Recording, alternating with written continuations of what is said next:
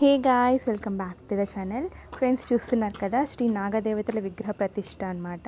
1920 అలాగే 21 ఆగస్ట్ ఈ ఇయర్లో జరిగింది. ఒక 3-4 డేస్ బ్యాక్. చాలా వీడియోలు ఉన్నాయి, పూజలు చాలా చేశాము.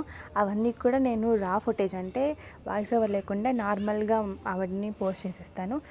నిజంగా ఎడిటింగ్ చేస్తుంటే నాకు అనిపించింది, ఇవన్నీ కూడా మేమే చేసామా, ఇంత అదృష్టం కలిగిందా మాకు అని.